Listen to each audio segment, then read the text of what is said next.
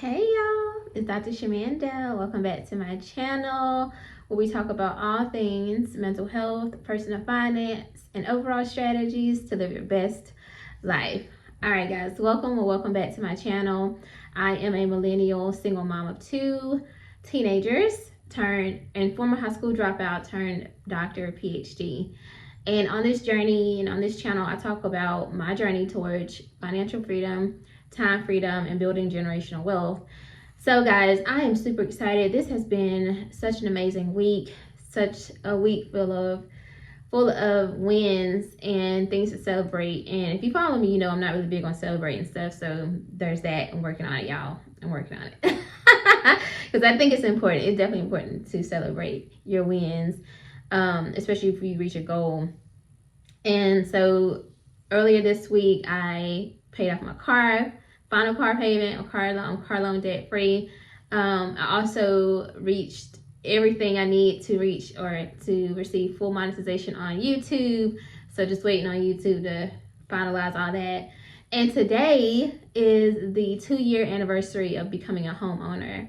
Now, I wasn't going to do a video on this, but I said this is a very important topic and a very important moment for myself and for my children. Now, just a little bit of backstory on me. I was a teen mom, and when I got pregnant with my son, I was 17, I think 17 and a half.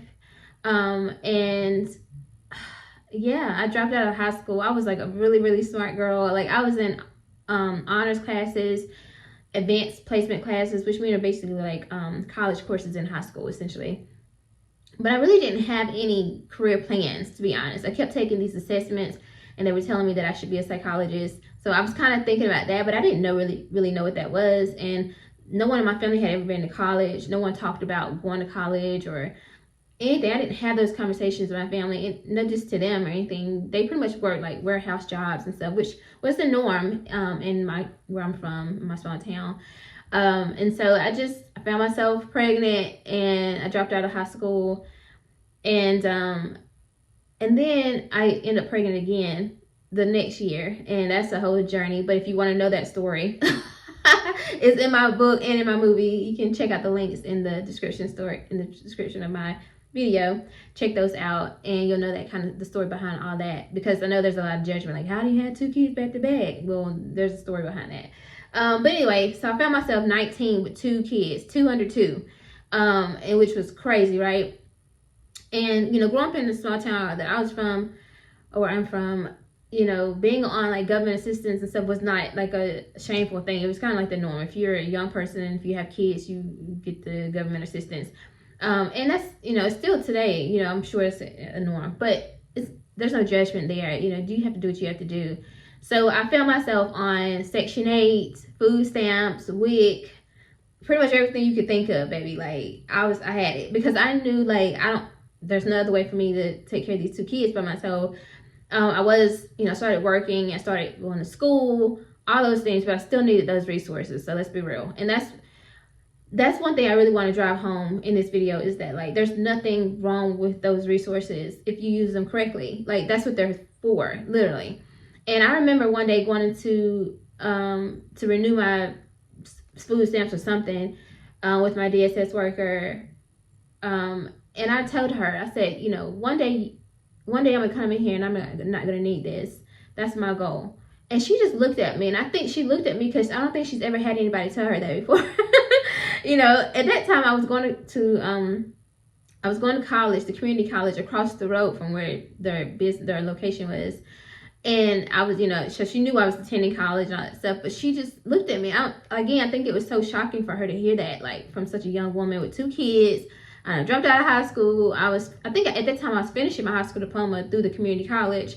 And after I finished those up, I was starting my college courses. So I went back to back to back.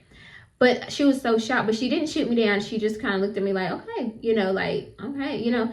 And I remember when I finally went for my last certification, it was like, I'm almost done with school and I'm not going to need this anymore.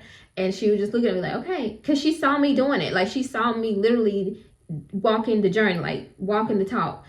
And same thing with the Section 8. Like everybody, they knew my family, I'm just being real, like when I would go in to get my recertified, they knew. And I'll tell them the same thing. One day I'm not gonna need this. I don't want to need this. Like one day I'm not gonna need this, but I'm grateful. Thank you so much. So I remember when I finished my master's degree, I became a licensed therapist. I finished my master's, and I had this desire to move out of my hometown. I was like, I want to move to the city. Now my grandparents like were old school. They were like, you not moving to Charlotte, which is like 45 minutes from my hometown. It's all over the news. Like they kill people and stuff on the live people all the time. And I'm just like, it's happening all over the world. I'm about to go. I can't stay here. I got to go do something. And it's only 45 minutes away. You be all right. We be all right. So anyway, I remember, getting jobs. I was already like working in Charlotte and stuff, so I would be driving back and forth. But like I remember getting a job, and I was like, you know what, I'm gonna move there. It was scary, but I was like, I'm gonna move there. I didn't know anybody there. I didn't have any family there. Again, my family was in my hometown, so this was gonna be a big risk. Just 45 minutes away, but I'm taking my 2 kids. I'm by myself. I'm like 24, maybe, or something like that at that time. 25, maybe at the most. And I decided to go, but I could not take my housing voucher. So I remember specifically, it was time for me to recertify, and I had to work that day, and I had to have somebody that was 18 or older be at the house to let the inspector in. And I called one of my cousins, and I don't think she could come. I think they were going to try to come, but I don't think she could come. And I knew there was like a 50-50 chance that she wasn't going to be able to make it. And when I tell you I didn't care, like I knew that there was a level of like, okay, if this doesn't work out, it's just a sign that it's time for you to let this go. And the reason why this is important, y'all, is because if I missed that inspection, I was going to get terminated from the Section 8. And I knew this. And y'all, I'm telling you, that's how I knew I had a mindset shift, because I no longer wanted that. And I knew, okay, if you move to one of these houses in Charlotte, you're going to have to pay like, I think my rent was like $1,200 for like a nice house. Like the house I live in now, but it's a rental house, right? But I was like, I just believe it's time. But if it's meant for me to keep the voucher or try to transition it to Charlotte, I can try that. But like, I just had this feeling inside of me. I knew it was the Holy Spirit at the time just leading me, like, you're gonna have to step out on faith with this one. If this doesn't work out and she can't come, it's time. You're gonna be all right. We got you. So listen, I got that letter in the mail and found out like you're terminated and it's because I wasn't there for my inspection. So I was like, okay, you know what? It's okay. So I ended up moving to Charlotte, and by doing that, it gave me the courage to know that like I could do anything. Like if I could move to this big city with my 2 kids by myself, I'm working, I'm paying all my rent by myself. At this point, food stamps gonna cut me out. This time, like, you made over 100% of the poverty level. I don't know how much that was, but like they said I don't qualify no more. I didn't have any WIC or anything like that at that time. My kids were older at that point. But at this point, I was 100% self-sufficient. That's what they called it, because they had a program called self-sufficiency where you could take a part of the money that you're paying, your portion of the Section 8, and put it into an account, and you can actually use it to buy a house. So that was something I was interested in too as well. But I was 100% self-sufficient, and I was like, oh my God, y'all, when I tell you, I stood in the kitchen of my new house in Charlotte at that time, and I was like, there was a mix of like fear and a mix of like like I can't even explain it, because it was like scary, but it's also liberating, because it's like you did it. Like you're literally 100% self-sufficient with your 2 kids. You got your master's degree, you got your licenses. Go ahead, walk the journey. You said you wanted this. It's what you believe God for. You can do this. He's going to give you the resources, the provision to do this. You got to walk it. So anyway, y'all, so I stayed in Charlotte for 2 years at that point, and then I moved to Georgia, and I was just all over the place after that. So yeah, moving back and forth. But since then, that's been about, you know what's so funny? I think that it was 2015. It definitely was 2015. So this is 10 years that I've been off of food stamps, Section 8, everything you can think of. So that's ironic. But today equals 2 years. So after that though, right, it was a next level for me, because I rented houses and all that kind of stuff, apartments. And I just always felt like I needed to like get stable. Like I wanted to like own my own home and have something that my kids could have. Because one thing that I did see growing up was my grandparents. They had a home. It's kind of like the family home. So when people lose their job or lose their house, you could always go back to that house. And I just always wanted something like that, where not for people to be coming to, but at the end of the day, like, it's something that you own. And so they gave me that example. I always knew that, like, they owned their home, and so that was like something that I wanted for my kids. And I was like, okay. So anyway, I moved to Georgia, tried to buy a house there. That didn't work out, and came back here, tried to buy a house. Did I try to buy a house? I feel like I tried to buy a house here once before, but I think I was working as a contractor. It never worked out. But anyway, I started my job 2022. And God told me, like, this is going to be the job, the company where you're going to buy your home. Because it was the first job that I worked at where I made decent money, like good money. And it was a good organization, and it was stable, and I knew I was going to stay. So literally, I started my job May 2022. And then I think after I had bought my car in January, or leased it or financed it in January 2023. And then God gave me the okay. I think it's when I hit my second year, like my first year. I think I had hit my 1 year in May. And then around that time, I was like, yeah, I'm ready to look for my house now. Because I've been here for a year. You know what I'm saying? I had started putting money in my investment account.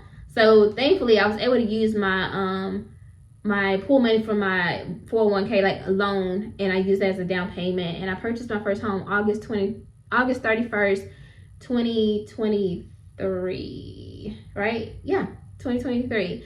And so this is my 2-year anniversary as a homeowner. And when I tell y'all, it feels amazing. People are talking about being a homeowner and all the crazy things that come with it, having an HOA and all that. Yeah, there's a lot of things. Yeah, of course. There's stuff that be falling apart. Like, oh, heck no, what? It's only been 2 years, babe. I know you lying. But at the end of the day, y'all, it's nothing like having your own home and owning it. And I know that, like, I can pay this off. Every time I make a payment, I'm paying myself. It's like forced savings. You know, people like that or don't like it. I don't care. I like it. I'm building equity.